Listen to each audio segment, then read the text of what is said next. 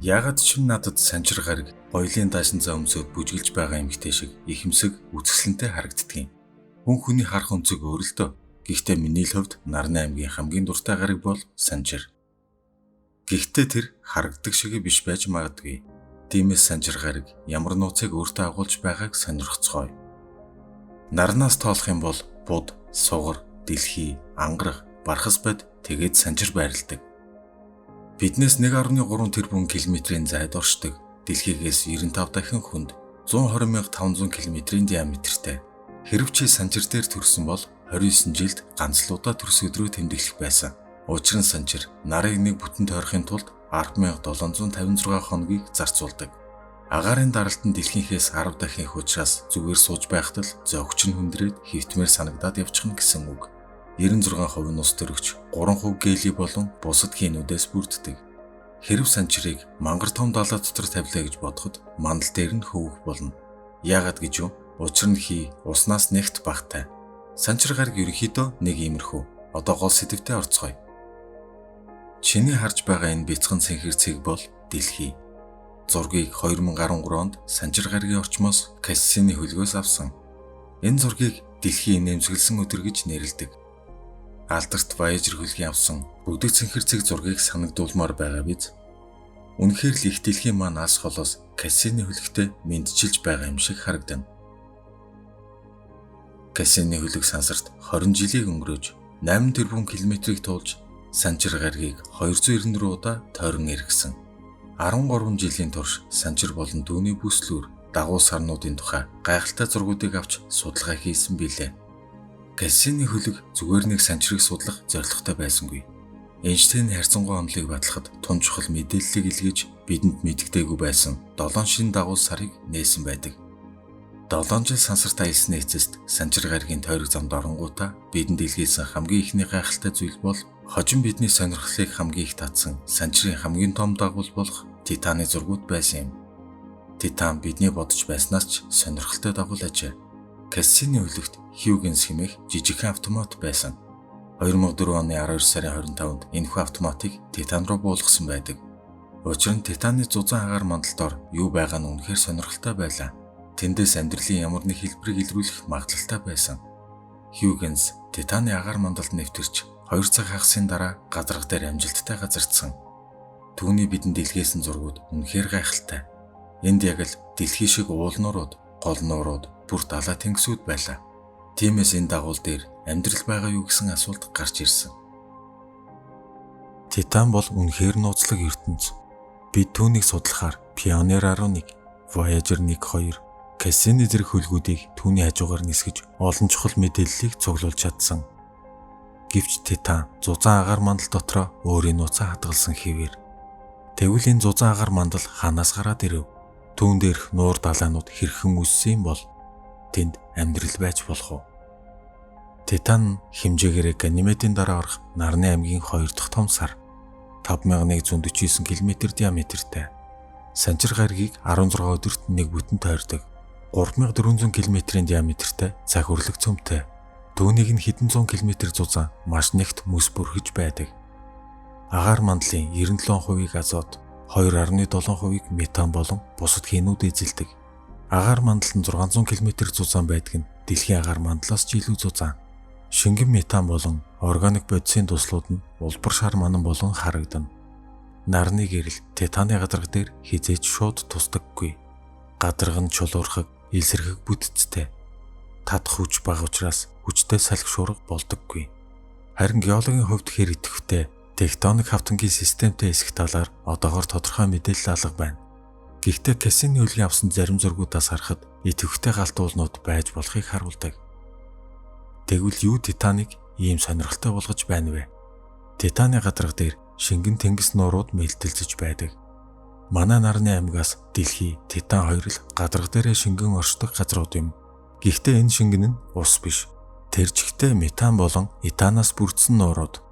Уул нурууд, гол мөрнүүд нь яг л дэлхийг санагдуулмаар харагдана. Яг л дэлхий дээрх шиг үйлс хуралдаж бороо орох боловч тэр нь ус биш, харин метан. Эдгээр метан нуур далаануудын зарим нь хэдэн зуун километр ч үргэлжилнэ. Тэгвэл энэ метан нууруудад амьдрал байгаа болов уу? Энэ бол үнэхээр сонирхолтой асуулт. Нэг зүйл баттай байдаг. Хэрэв Титан дээр амьдрал байгаа бол дэлхийд ирэхээс тэсвэр байх болно. Энд маш хүйтэн, хитрхи хүйтэн болохоор метан шингэн хэлбэрт шилждэг. Дундаж температур нь хасах 179 градус Цельс хүйтэн. Ийм хүйтэнд ямар ч амьдрал хөгжих боломжгүй мэт санагдана. Гэхдээ тийм биш. Жишээлбэл дэлхийд ирэх ихэнх амьтад хүчил төрөгчөөр амьсгалдаг. Гэхдээ зарим төрлийн бичил биетнүүд нүүрс төрөгчийг хэрэглэж амьдарч чаддаг. Тэгвэл Титаны нууруудад дэлхийхээс өөр биохимид тулгуурласан амьдрал байж болно гэж үздэг. Дэлхийн ямар ч амьтныг Титаны нуурт унгаавал тэр дороо хөлдөх болно. Учир нь дэлхийн амьтдыг бүрдүүлж байгаа эсүүд хит хүйтэнд тэсэргүй. Харин акрилонитрол гэх молекул нь ийм хатуу ширүүн нөхцөлд тэсжүүлдэг чадвартай. Ийм молекул суурилсан сая нэг эст амьтад байж болох бөгөөд магадгүй тэднэр хооллдог махч амьтад үүссэн байж болохыг ч үгүйсэхгүй. Эсвэл ус төрөгч ацетиленээр хоололж метан ялгаруулдаг бактериуд ч байж болзошгүй. Хэрв тийм бол газрын гадаргад ус төрөгч яагаад бага метан их хэмжээтэй байгааг тайлбарлаж болох юм. Нөгөө тэгүр байгаль дээр метан нь урт хугацааны дараа ууршиж алгуулах ёстой байдаг ч Титан дээр хэдэн тэрбум жилийн турш хадгалагдсаар байгаа нь сонирхол татж байгаа юм.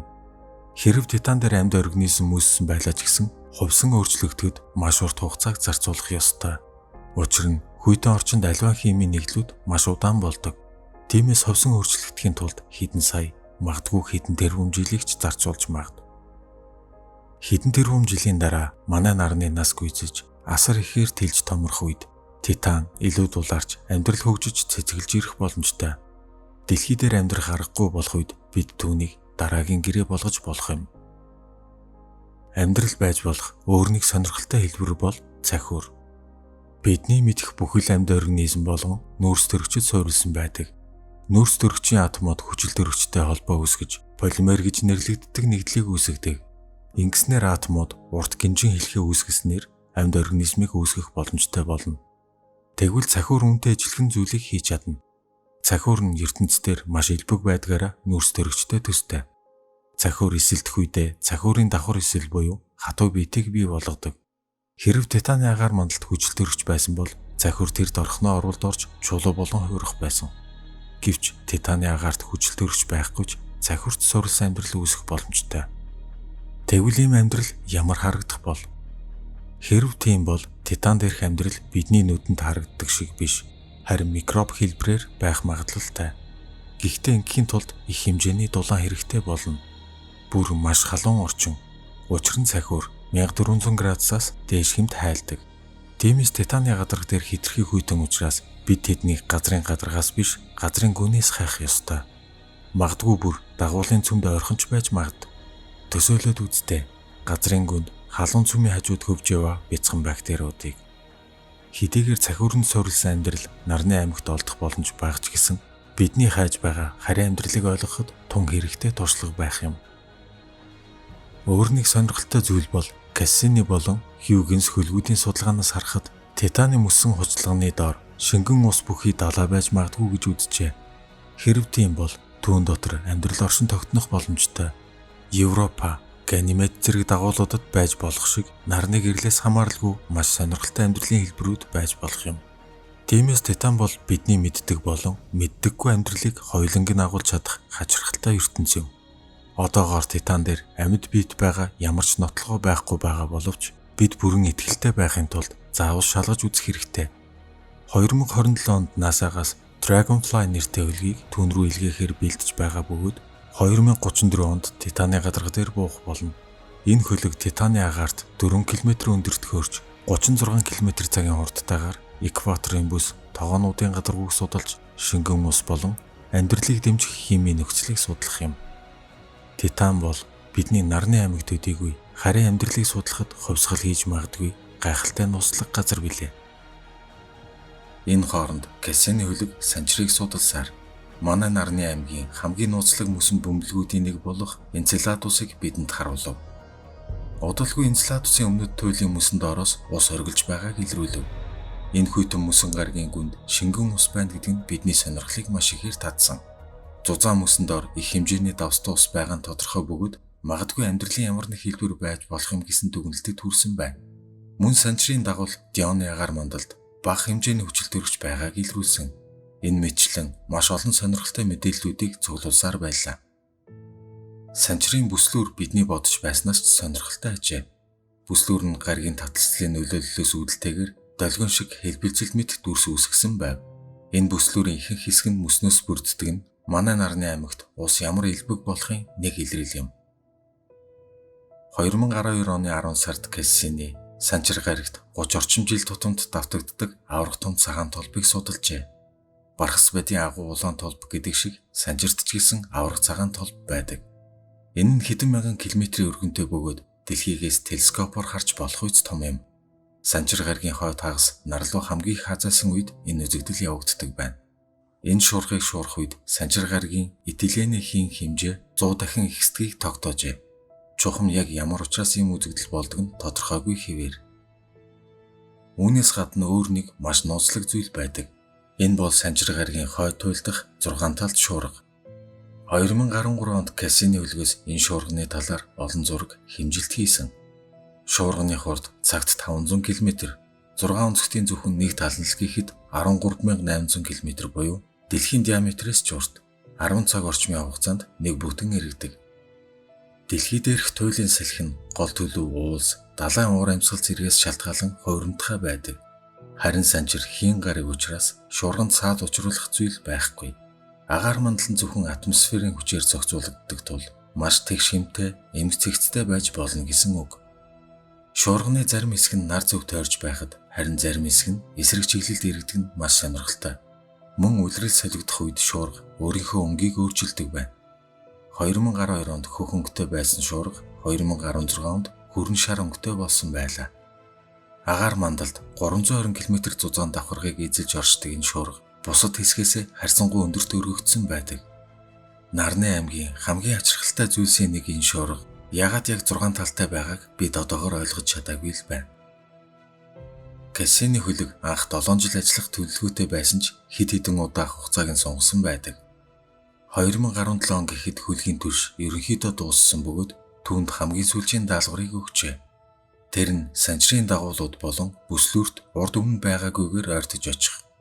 Кассини хөлөг 2016 оны 11 сараас эхлэн энэ даалгавруудаа биелүүлж эхэлсэн бөгөөд гайхалтай зургуудыг авсаар л байлаа. 2017 оны 4 сар гэхэд хамгийн сүүлийн даалгавар болох гариг болон түүний бүслүүрийн хоорондох тойрог замд орлоо. Кассини тойрог замаар эргэх бүрдээ гаригт уламжлал ойртсоор. Ингэхдээ Санчрын таталцал болон соронзон орны наривчилсан судалгааг бидэнд илгээсээр байв. Энэ бол түүний сүүлчийн даалгавраас 7 хоногийн өмнө авсан зураг. Санчир гаригийн цагиргын дундах бяцхан цэг бол Энцеладус. Хамгийн сүүлчийн удаа Энцеладусын зургийг авч түүнтэй салах ёс гүйцэтгэсэн нь энэ.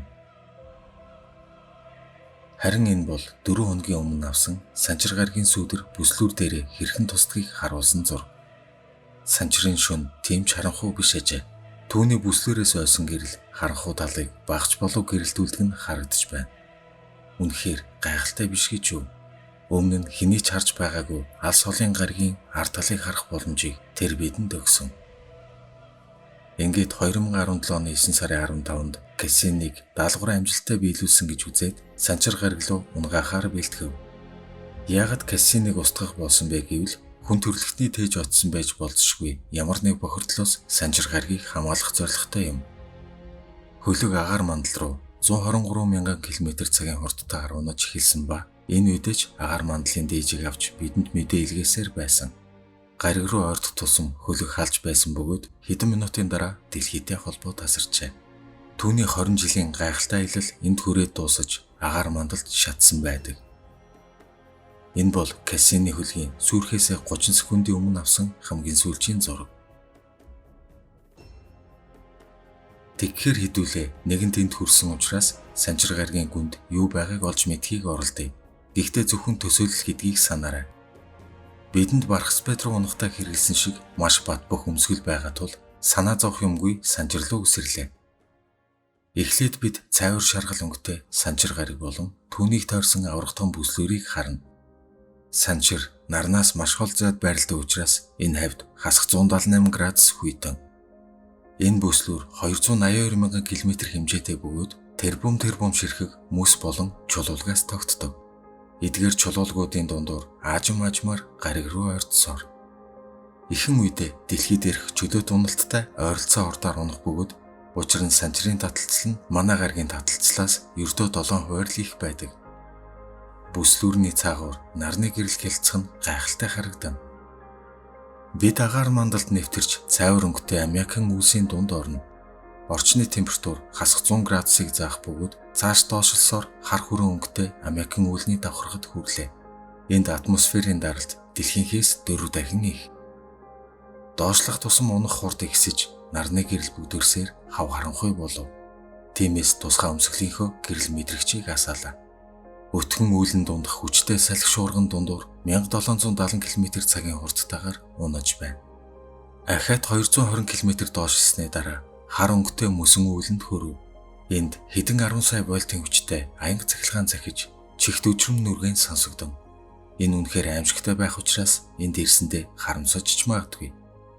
Даралт 10 дахин их болж цаг өнгөрөх тусам нэмэгдсээр 2 цагийн дараа гэхэд гаднах температур нэмэх 100 градус хүрч асар их даралтанд шахуулсан ус төрөгч болон гейлигийн шингэн төлөвийг харах бөгөөд агаар улам нэгт болж эхэлсэн тул унах хурд аажмаар удаашарна. Цаашид хэдэн цаг унсны дараа 32,000 км-ийн гүнд 2 сая атмосферын даралтанд шахуулсан металл ус төрөгчийн бүсэд хүрнэ. Энд нарны гадаргуугаас халуун байх бөгөөд температур нэмэх 9,000 градуст хүрчээ. Эргэн тойрон цагаан өнгийн металл далай цэлэн. Энэхүү асар том металл далай нь санчрын соронзон оронг үүсгдэг бололтой. Гэсэн ч бид доошлсоор. Металл далай нэгтгэхтэй учраас бид хэдэн 7 хоногийн турш унсаар 56,000 км-ийн гүнд бидний хизээч харж байгаагүй маш нэгт чулуу төмрөөс бүрдсэн хачирхалтай цөмд хүрнэ. Энэ цөм дэлхийгээс 2 дахин том хэмжээтэй байж магадгүй. Бидний аялал энд хүрээд дууслаа. 10 сая атмосферын даралт, 12,000 градус халуун аимшигтай орчны дунд хаашаачгүй гацаж ганцаараа байгаагаа мэдрэх ямар аимшигтай байх бол. Гэвч үнэндээ бодит байдал дээр энд ямар ч амьд үлдэж чадахгүй бөгөөд ийм гүнд тэсэж чадах өмсгөлийг одоогоор хүмүүс хийж чадахгүй. Тэгэхээр Бархас байд санчир хоёрыг хийн гариг гэдэгч үнэндээ төвдөө маш нэгт хатуу цөмтэй гэдгийг бид мэдэж авлаа. Харин одоо зарим сонирхолтой баримтуудыг үздэцгээе. Санчир гариг 4 тэрбум орчим жилийн настай. Харин түүний бүслүүр нь бидний бодож байснаас ч залуухан, ердөө 100 сая жилийн настай гэж тооцоолжээ. Энэ нь үлэг гөрвлүүдийн үед санчир бүслүүргүй байсан гэсэн үг. Бүслүүр анх яаж үүссэн талаар ийм таамаг байдаг. Санчир гаригийн 2 дагуул хоорондоо мөргөлдөж бударсны улмаас гаригийн татах хүчинд автагдсан хэсэг нь тойрог замд орж бүслүүр үүссэн гэж үздэг байна. Сонирхолтой нь бүслүүрэн дэх мөс чулуулгууд санчир гариг руу эрчимтэй унаж байгаа бөгөөд ойрын 100 сая жилийн дотор бүслүүр бүрэн алга болох юм.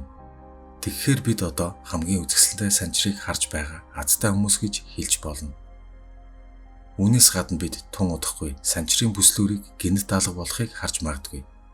Учир нь бүслүүрийн өргөн нь 282,000 км боловч зузаан нь ердөө ганцхан километр. Тиймээс бүслүүр дэлхийтэй яг харалдаа байрлалд орох үед бараг харагдахаа болно. Бид энэ үзэгдлийг 2025 оны 3 дугаар сард харах бололтой. Үзэсгэлэнт санчир гариг бидэнд одоогоор цөөхөн нууцаар дэлгэсэн. Гэхдээ бид илүү ихийг мэдхийг хүсэж байна. Бархас байдын дагуул Европагийн далай дотроос эсвэл санчрын Титан, Энцеладус дээрээс ямар нэг гайхалтай нээлтийг хийнэ гэж найдаж байна. Бидэнд зөвхөн хэдхэн жил хүлээх үлдлээ. Бичлэг таалагдсан бол лайк, subscribe